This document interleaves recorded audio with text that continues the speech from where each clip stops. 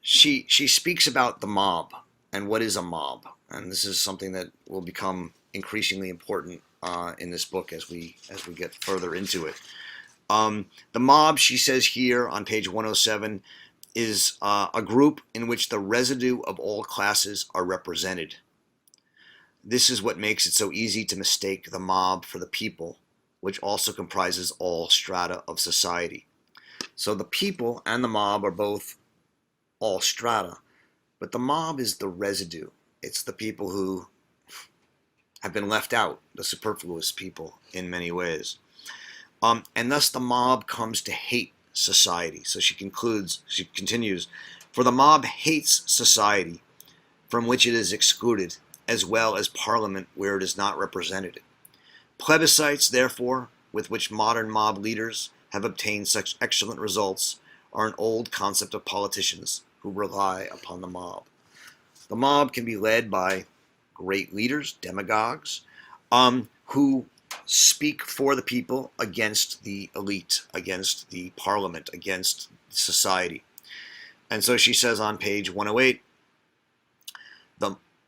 and she's here speaking about the mob in their relation to the Jews, excluded as it is from society and political representation, the mob turns necessity to extra parliamentary action.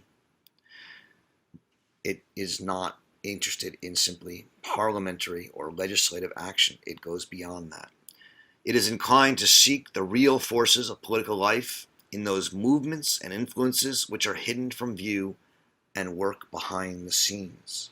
And so the mob, because it's excluded from the institutions, thinks the institutions are controlled by secret societies, secret forces, and it's willing to believe these conspiracy theorists, conspiracy theories. There can be no doubt that during the 19th century, Judaism, fell into this category of being a conspiracy, as did Freemasonry and the Jesuits.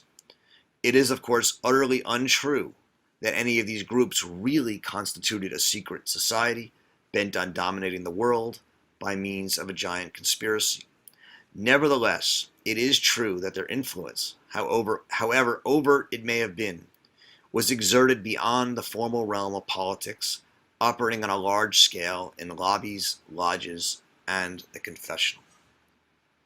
And so here is a good place to end our consideration of this first book of the Origins on anti-Semitism. The Jews and the Freemasons had nothing to do with secret societies running the world. And yet, as Arendt speaks about, the Jews did play banker to many of the states. They used their international connections to negotiate and often help princes and rulers.